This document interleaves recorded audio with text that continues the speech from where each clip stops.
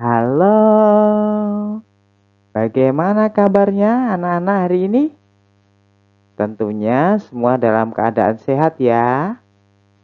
Dan tentunya kamu punya semangat baru di pagi ini. Pagi ini kita akan belajar tema 1, subtema 2, dan pembelajaran yang keempat. Dalam pembelajaran kali ini, kita akan belajar mata pelajaran PPKN, menganalisis penerapan nilai-nilai Pancasila dalam kehidupan sehari-hari, dan pelajaran bahasa Indonesia, menyimpulkan informasi berdasarkan teks laporan hasil pengamatan yang didengar dan dibaca. Dalam kegiatan yang pertama ini, kamu akan belajar bagaimana menerapkan sila Pancasila. Kamu paham kan tentang kelima sila Pancasila?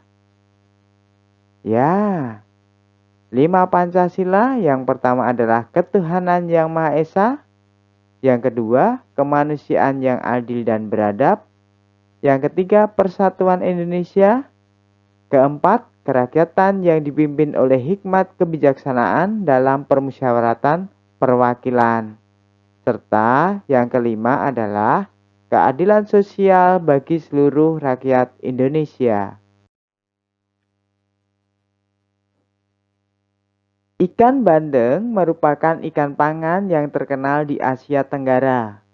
Ikan ini banyak dikenal orang sebagai ikan air tawar.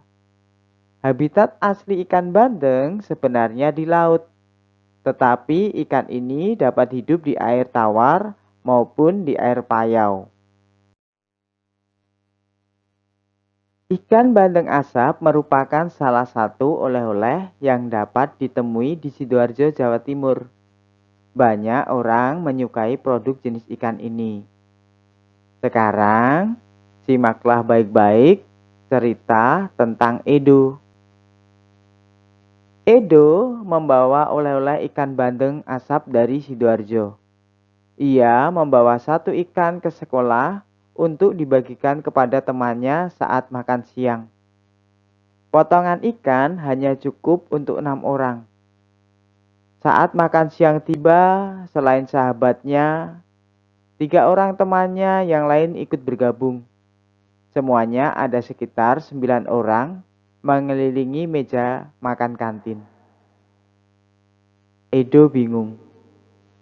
Nah, sekarang analisislah bagaimana sikap Edo, apa yang harus dilakukan Edo. Mari kita simak tugas kalian. Setelah kamu membaca cerita tentang Edo, sekarang jawablah pertanyaan berikut ini. Apa yang harus dilakukan Edo saat ketiga teman lainnya datang? Yang kedua, apa yang harus dilakukan ketiga teman Edo saat tahu bahwa jumlah potongan ikan tidak cukup untuk semua orang? Yang selanjutnya, apa yang sebaiknya dilakukan Edo, Dayu, Beni, Udin, Siti, dan Lani agar semua mendapat bagian ikan yang sama? Nah, yang terakhir adalah carilah 3 contoh perilaku atau sikap lain dalam kehidupan sehari-hari di sekolah yang sesuai dengan nilai-nilai sila keempat Pancasila. Tuliskan 3 ya. Nah, tugasmu sudah jelas kan? Kalau belum jelas, nanti tanyakan ke gurumu melalui grup konsultasi belajar yang telah dibuat. Dalam kegiatan yang kedua ini, kalian akan belajar bahasa Indonesia. Kalian tentunya masih ingat membuat suatu kesimpulan dari teks yang kalian baca. Kali ini kalian akan menentukan suatu kesimpulan dari teks yang dibacakan oleh gurumu. Masih ingatkah kalian cara menentukan kesimpulan? Kalau tidak ingat, mari kita ingat bersama. Yang pertama, dengarkan teks yang dibacakan gurumu dengan seksama. Yang kedua, tentukan kalimat utama paragraf tersebut. Mana ya kalimatnya? Nah, yang ketiga, tentukan ide pokok dari paragraf tersebut. Yang keempat, buatlah pertanyaan dari ide pokok yang sudah kamu buat tadi. Sekarang, jawablah pertanyaan yang telah kamu buat berdasarkan ide pokok. Gabungkan antara ide pokok dengan jawaban dari pertanyaan tersebut. Kalau kamu bingung, simaklah baik-baik contoh yang akan Pak Guru berikan untuk mencari ide pokok, serta mencari suatu kesimpulan. Mari kita simak baik-baik.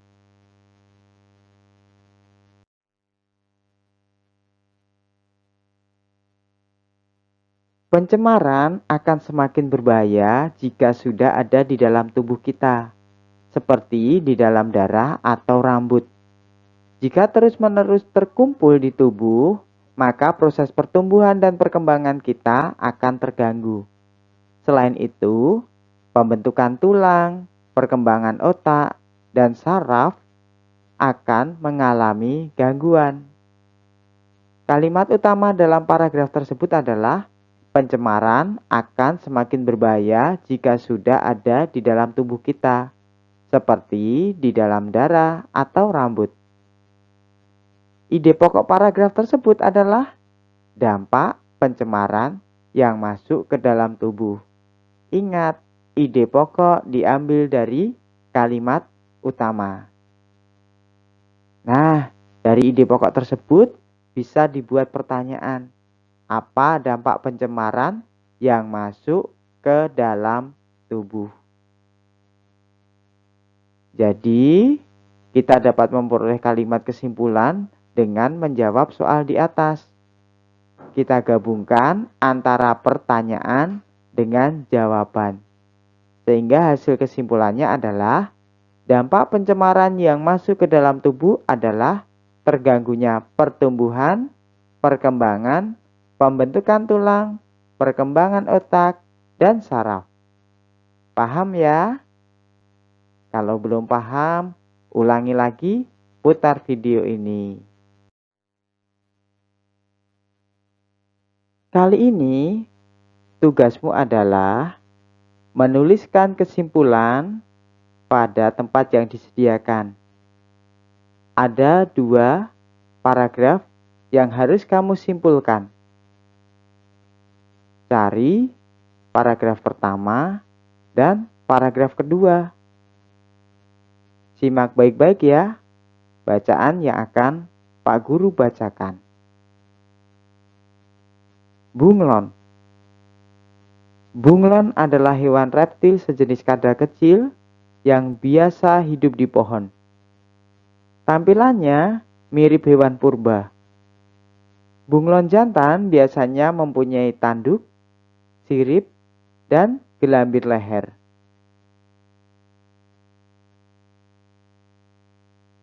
Bunglon memiliki kemampuan untuk mengubah warna kulitnya. Bunglon tidak bisa berubah kulit ke semua warna, hanya ke warna-warna tertentu saja. Pak Guru ulangi ya untuk paragraf pertamanya. Bunglon adalah hewan reptil sejenis kadal kecil yang biasa hidup di pohon. Tampilannya mirip hewan purba. Bunglon jantan biasanya mempunyai tanduk, sirip, dan gelambir leher. Paragraf yang kedua. Bunglon memiliki kemampuan untuk mengubah warna kulitnya. Bunglon tidak bisa berubah kulit ke semua warna, hanya ke warna-warna tertentu saja. Baik, itulah paragraf yang Pak Guru bacakan. Semoga Anak-anak bisa mengerjakan untuk membuat kesimpulan dalam paragraf 1 dan paragraf yang kedua. Selamat mengerjakan untuk bahasa Indonesia. Demikian pembelajaran hari ini, anak-anak. Terima kasih karena anak-anak sudah menyiapkan dengan baik, belajar dengan baik. Dan Pak Guru ucapkan terima kasih juga karena kalian masih tekun melaksanakan pembelajaran. Selamat berkarya demi cita-cita. Dadah. Sampai jumpa.